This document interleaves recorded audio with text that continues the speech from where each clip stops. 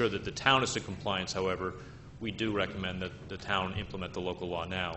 Obviously, these questions that you and the other gentlemen have raised are very good points, and we will have to work with the county to make sure that those steps are followed so that homeowners in the town of Southeast are able to comply with the local law in a timely fashion. Does the county have a timetable? I am not aware of the county's timetable. They know it's urgent, and we have implored them to assign the right people to this and get these things done. But the towns only have so much to say. Okay, thank you. Do you know, Go ahead. Graham, do you know of any of the septic haulers that work in the county now? Were they consulted about this? Are they aware this is something that they have to do now? Or? Were the septic haulers consulted? Right. I don't know if the septic haulers were consulted. The septic haulers might be aware of the program through word of mouth, but I don't know if the county has done any outreach to them. Okay. Any other questions? Then yes. Lynn Eckhart. Quick question. If the haulers aren't licensed yet and say I had my tank pumped next week but didn't use the right hauler, is that going to be? Well, I think perhaps I shouldn't have spoken so glibly. I meant to say that if you choose to have your septic system inspected in the in the near future, you would be in compliance. I think it would be worthwhile to allow the county to develop these forms, to develop the licensing system and the tracking system such that when you do decide to have your septic system pumped, you would be able to show that compliance. However, if you are in the regular habit of having your septic system pumped in May of every year or every other year and you would like to continue to do so, I would just encourage you to keep copies of the receipts so that you can demonstrate that. It's incumbent upon the town to determine whether or not somebody has actually inspected their system or pumped it out. So if you can just demonstrate that to the town's code enforcement officer, that might be sufficient for now. And as a quick follow-up, I would assume this is going to cost the town some money as far as administratively, and the county seems to have dumped this on us, so to speak. Is there any estimate from the town yet on what additional money this will cost, or if the county will help out administratively at all? We haven't done any estimates of town staff requirements, but there is a burden on the code enforcement officer to maintain some sort of enforcement or tracking. Obviously, we are looking to the county to provide access to the records from the database such that the code enforcement officer could quickly review which homeowners have complied within that 5-year period so that he or she could then send out the notifications to the homeowners that haven't. I think that another easier way and perhaps a more effective way would be for periodic reminders to go out from the town, perhaps as part of the town's regular mailing on the leaf pickup and solid waste schedule, that they could be reminded that compliance is required. Okay, and finally, other towns on their website have some very helpful, I mean, it sounds obvious to some people, but not like don't do all your laundry on one day and ways to help you with your septic. Is that something that the town anticipates doing on our website? We certainly have some information about general stormwater management and stormwater issues on the website, but certainly placing more information about good best practices, hints and tips for maintaining a healthy septic system, we could investigate that. There are many good sources of information for that, and we could look into posting that on the web. Okay, and it might be great to send something out when we do send like the garbage schedule and something to save money or the tax bills, although they don't go to everyone. But thank you. Graham, can I ask you one question? When I was at the MS4 meeting, the county-wide meeting with the towns on February 14th, Putnam Valley, the supervisor, Bob Tendy, was there and said that they had already adopted a local law but was requiring every 3 years to pump out. Yes. Is that technically in compliance? And if so, maybe the haulers, septic haulers already know. I just don't know. That, I believe, as I understand, that local law was implemented ahead of the other communities in Putnam County because Putnam Valley has a separate water body that's subject to a different provision of the general permit, which required them to adopt that local law earlier. They came up with a kind of a 3-year rotation instead of a 5-year rotation. At one point, an earlier version of the general permit had required a 3-year cycle. DEC since backed off and said, okay, we'll make it every 5 years. Putnam Valley went ahead and implemented the 3 years anyway, And they also implemented a zone system whereby homeowners were told you're in Zone 1, Zone 2, or Zone 3, and that set the rotation. I understand that the compliance levels in Putnam Valley have been lower than expected. For And that. not all of Putnam Valley is in the watershed. And not all of Putnam Valley. A very small portion of Putnam Valley is in the watershed. This septic maintenance law applied to the homes around Lake Oscawana, I believe. And then, in terms of amending this local law, so we're under a mandate, as I see it, unfunded as it is, to adopt this local law this evening.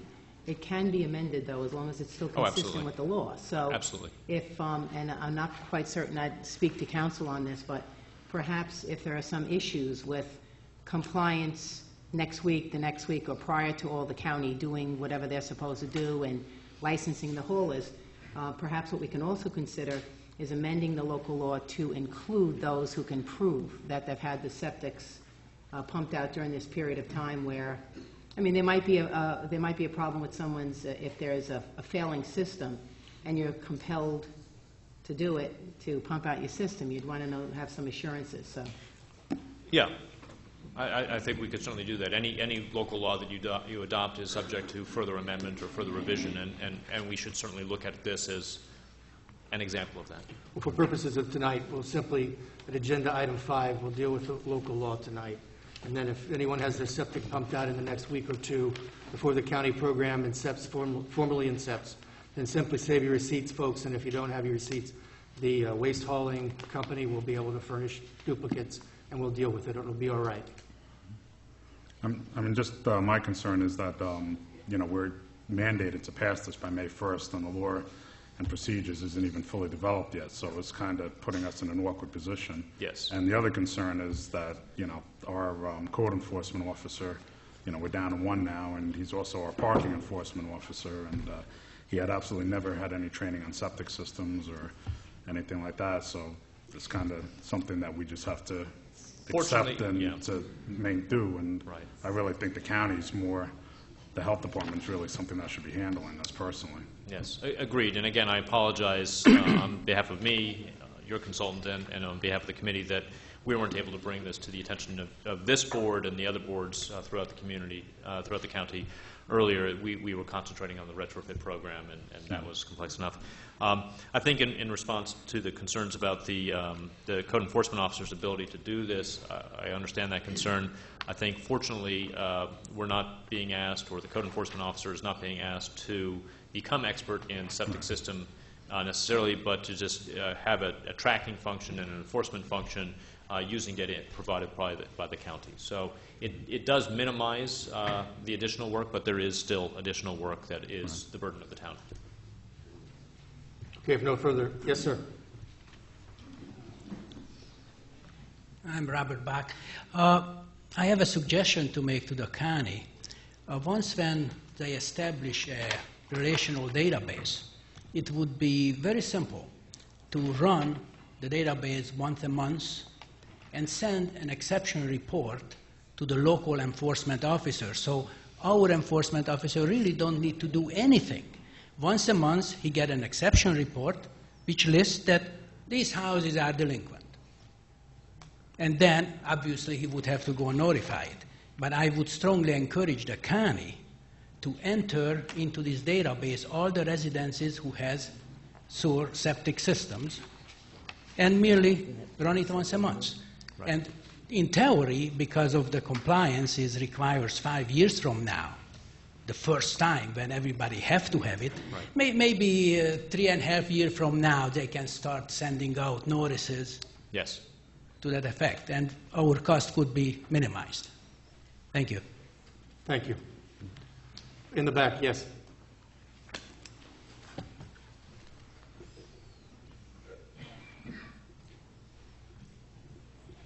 Hi, Tony Fusco. It's out of Carmel, actually, but I'm sure this applies to us as well. My understanding was, and please correct me if I'm wrong, I had understood that the consolidation of the MS4s would bring the responsibility up to the county level, and any items out of compliance would basically be covered. This is more with regards to repairs or maintenance, would be applied to the county-wide. So why then would the county not take up this, this particular aspect of it and apply it similarly? Yeah, no, we're certainly looking to the county and specifically the county health department to do some portions of the administrative record keeping and tracking.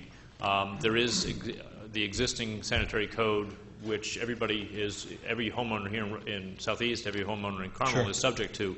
So in that sense, not much has changed in that regard. The county and the towns within the watershed are part of this intermunicipal agreement, and we have been looking for what we call bubble compliance with the provisions of the general permit. You referred to the stormwater retrofit programs, in which an improvement made in Carmel assists the town of Southeast in obtaining or maintaining that bubble compliance. That's really specific more to the retrofit program. Here, we are still working together between the towns and the county to help each other and to avoid the duplication of effort. But there is still an obligation by each of the regulated MS4s, the towns, the Village of Brewster, the school district, the county, to show and demonstrate compliance with the provisions of the general permit. So then, if I could say that a different way, Sure. so I'm sure I understand Yeah. it correctly. So then, the county, by cooperating with this consolidation, this intermunicipal agreement, does not become the MS4. They're still one of 7 That's MS4s. absolutely correct. Okay, thank Yes. you. And then Yeah. two other items. One, I think a slight correction. The previous septic repair program was not an interest or a loan system. It was a free system, Okay. but based A on grant. need and the location. And then finally, you mentioned the 5-year versus Putnam Valley's 3 years. Mm-hmm. I would argue that the 3 years is more onerous on the homeowner, and if the homeowner is properly administering biological aerobics, then perhaps 5 years is more than sufficient, and sometimes even not necessary.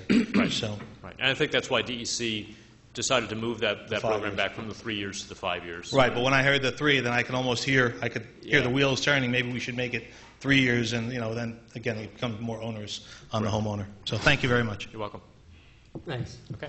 If no further, yes, sir, in the back.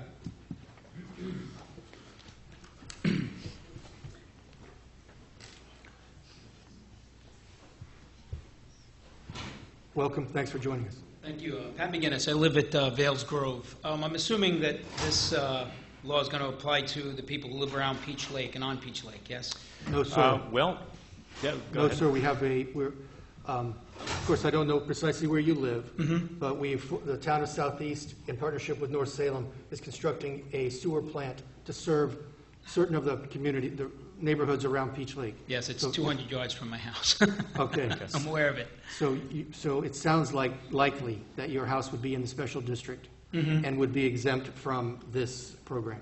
Okay, just wanted to clarify that for Sure. everyone. Thank you very much. Just for clarification purposes, though, are you in Vales Grove? Yes, I live right on Peach Lake. I'm at the very end of Peach Lake where I see the construction happening. So, You're definitely within the sewer district, so. Thank you very much. Okay. The inspection would not apply to you because you wouldn't have a septic system anymore. Yes, that's what the concern was. If everyone on Vales Grove, if someone at worst case scenario was diagnosed with a absolutely failing septic system and was told you had to replace it, I didn't know if that was going to come into play. But if you're saying that we fall in a special category, then the question is answered. That's right. And if anyone has a concern around Vales with respect to the persistence of the existence of their septic in the ground or below ground at their residence, then all of those septics will be capped and closed off in compliance with Right. the DEP and DEC regulations pertinent to turning the switch Right. and activating the sewer plant. Excellent. So we'll all be 104 on that. Okay. Thank you very much for the Sure. clarification. Thank you. And if no further comment, yes, sir.